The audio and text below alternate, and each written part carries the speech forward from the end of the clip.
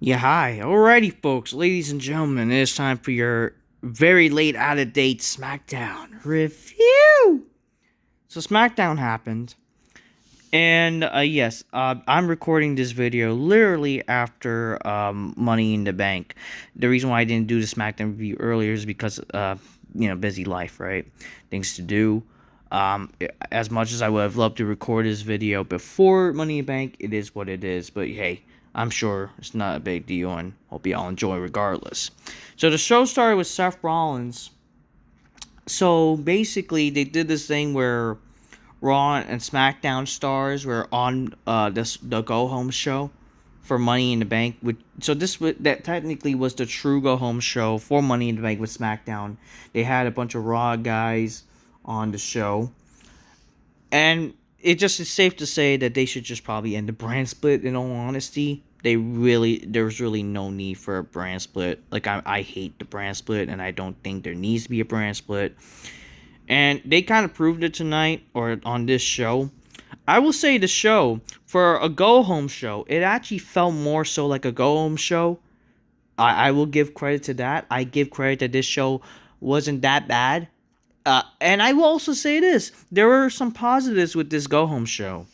The positive was they had things going on throughout the show, and that involved Seth Rollins. So what I liked about this show is that basically they actually had like Rollins on the show had a mission statement, which literally was throughout the show. Seth Rollins, he declares that on Money in Bank he will win the Money in Bank match for the second time, and how he's the future in his hands, that anyone that stands in the way will fall like Sami Zayn, CM Punk, and Roman Reigns did. Paul Heyman, he did talk like how this is the future. This is the world is gonna revolve around them, and they're in the palm of their hands. The only problem is this feels like literally authority type of shit that we've seen. This is literally 2014, 2015 Seth Rollins again, along with ripping off the bloodline. That's the problem. But it is what it is.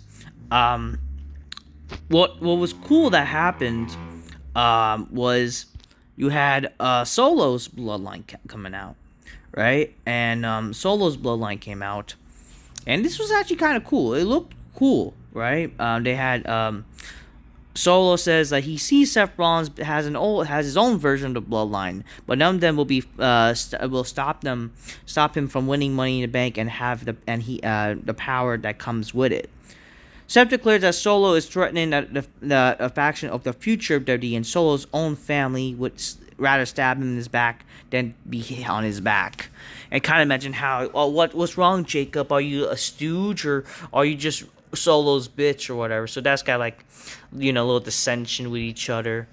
So that was actually kind of like a little. That's actually a little bit nice, planting the seeds type of thing. And then we see Jimmy Uso come out to attack the new bloodline, whatever, right after Rollins left. I mean, it would have been cool to see something, but I think like what they did, what it worked out for in terms of Money in the Bank, of what they were planning. So I will say that. First match, Jimmy Uso defeated JC Mateo. So much for this guy. Again, he beat R-Truth in his last match. Well, now that Money Bank has happened. But anyways, he beat R-Truth, right? In R-Truth's supposed last match. And he just debuted, and now he loses. I mean, listen. I'm not saying like a new guy should just not lose. By the end of the day, it should make sense. I don't know. I just thought this was funny that like literally this guy really loses. Backstage we see Zelina Vega and Julia confront each other. Vega says she worked hard to win the title and she'll do anything to keep it. And then Julia says, I like the title, whatever. Yeah. So yeah, that happened. We then see Damian Priest. He tells Jacob today, I'm coming for the title no matter what problems you have with your family. So yeah, that happened. The first match, we saw Zelina Vega defeating Piper Niven in a Bakersfield brawl. I guess the only way to make that match intriguing, because get it, we have a stipulation, but are they really having Zelina Vega still feud with Chelsea Green, for crying out loud? What are we doing? This match only happened because they had this. Yeah. So WWE is really whoring out the whole sponsors. They're now doing sponsor tables, sponsor ladders, and shit like that.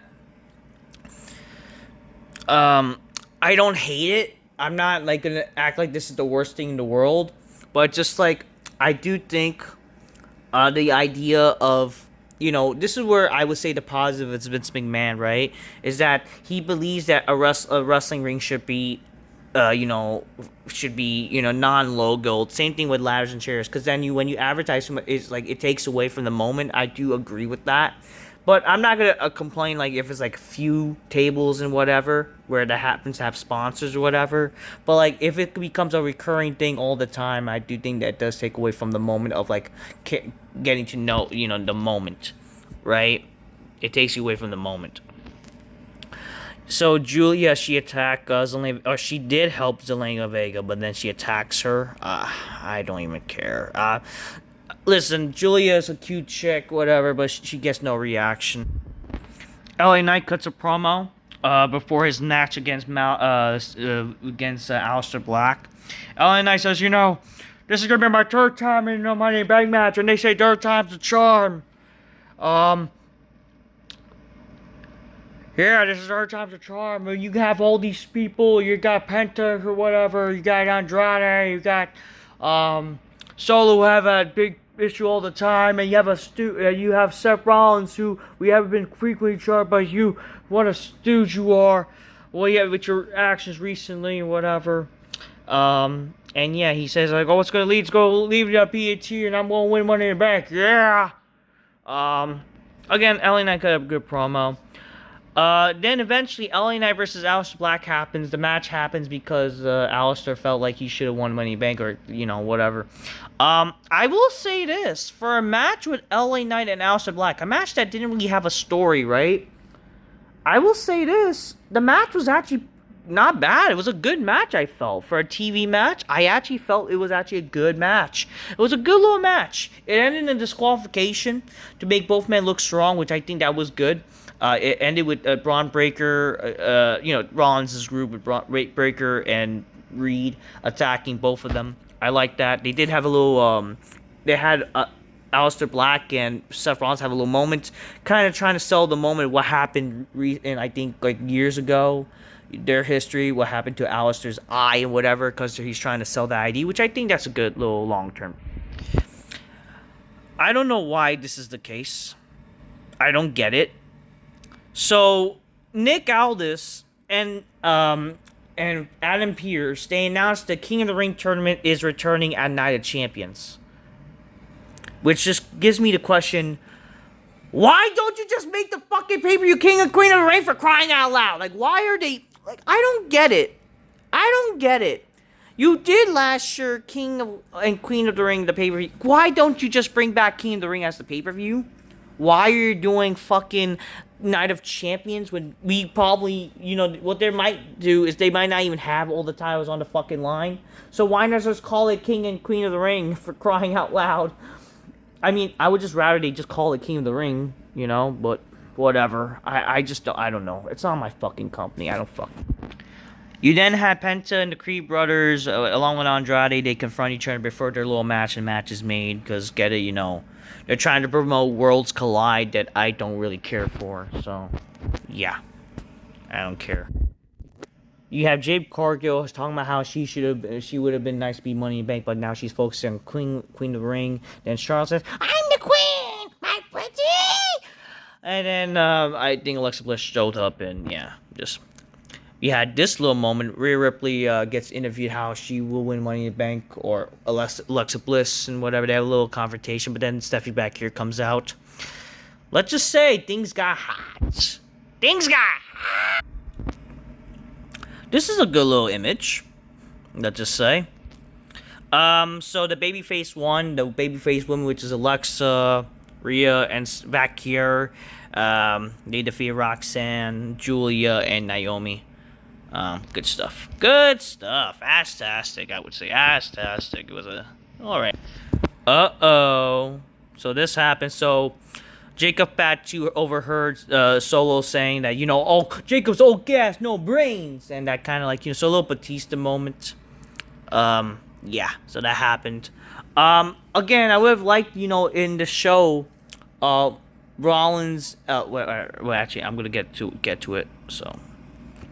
Before that, you have this YS6. They cut a promo with Bo. He throughout the promo, the staticky VHA style promo, you had Bo talk about how friendship, brotherhood.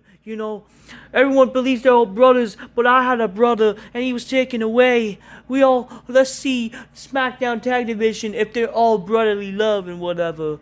Then the tag division, they want the YS6, they want to stop them. They all gathered to stop them, and then, well, except for DIY, because they're cowardly, whatever. So yeah, that happened. You had Penta and Andrade defeat the American Made, whatever. And then Rollins' team attacks, they attacked Penta and Andrade. They didn't do what I think that should have happened, and what would be nice is that if Solo's team actually came out, but what they should have done is like Solo, or Jacob Fatu. I mean, I understand what they did. It would have been nice, maybe like little dissensions. They kind of build up the tension better, because again, I'm reviewing this after Money in the Bank. It would have been nice if we got something to lead to more the Money in the Bank, but a little taste of it. But again, it would have been nice to see like Solo, his group comes out, just kind of like the mission statement of Rollins, where like he's gonna take out everybody before Money in the Bank. That what should have happened, but or at least like a little teaser idea. Anyways, Rollins comes about how this is what's gonna happen, and I'm going Money in the Bank, and then Cody Rhodes comes out. They did have a little face off, but then like Rollins walks away. We then see Jay coming out, but like so. In logic, Jay should be worried about his buddy Cody, right? Like, I respect you, I love you. And then, like, yeah, he's, like, trying to hug a kid. I don't know. Then Cena comes out after they all talk about how, John Cena, we saw you 1 second kicking a man in the nuts, and the next second begging for forgiveness. Seeing you in the standing ring with Logan Paul, it's like seeing Michael Hayes standing to the next to Hardy's. And you... I will not hesitate. And then, like, Cena comes out. Why is this shit? Anyway, Cena comes out. And then Logan Paul, while Cena's coming out, they all attack Jey Uso and Cody Rhodes. Let's just say, the way, you see this picture, it's more evident, like, they should have made this match, like, essentially... title for title unification, because other than that, this is just a Raw match, for crying out loud. You know what I mean? Like, this is just a fucking Raw match of how this match. I don't care. Like, they should have made this match essentially, winner take all, title for title. Even if like this meant like if Cena was to lose this match, gets pinned or whatever, right? They should have made this match title for title, or even like, I don't know, sure, Logan. Things gotta make sense. Unless you're not gonna do it, why is this a TV match? I mean, a pay-per-view match? Just saying. But anyways, we see Logan Paul and Cena. They attacked, right? They got the heat before the match. We did see Rewind Truth chants, and then Cena responds to like, "You can't handle the truth," basically mentioning our truth, right? Cena says, "Take a look. No one's coming to save you. I've been telling you all this half a year. Your dream with WWE will be ruined. This is your future. Take this home. This is what the last feud champion, the moment of the maker. The inevitable future is of WWE Bakersfield. Humble yourself, the future world champion Logan Paul." And then, like, the fans are chanting, "We want truth." And then Cena says, "You can't handle the truth. You want our truth? Our truth is right here, staring your face, and there's not a damn thing you guys could do about it. You hypocrites chant for truth? Y'all both are pathetic liars. That's why y'all losers. Take a look. Take a good look. Because this is what you see, the future champion and the last feud champion." And they both poses with the titles. Again, this would have been nice if this was like somewhat a title for title match. I mean, title, winner take all title match where like, they all like the respective opponents are essentially at the grabs of the title, and whoever wins, kind of similar to Backlash 2001. You know what I mean? Like that's what this should have been. Heck, like you could have always done something where Cena could lose the title, and then win it back and essentially make him an 18th time champion. I don't think that's a big problem, for crying out loud. I think that would have been something, just as long as like it makes sense for story wise. Anyways, I did like the ending. And I like how Cena mentioned Truth. He was probably the only guy who was able to do it. But other than that, there was more positives with SmackDown. SmackDown definitely felt much more a better show. Was it great? No. Was it good? Not necessarily. But it was a better show than usual. Let's just say I didn't hate the show, but I didn't love it at the same time. There was more positives than negatives. At least it had something going throughout the show. So I will give credit to that. The show was okay. I will give that. Alright. Till next time. Peace. Yeah, bye.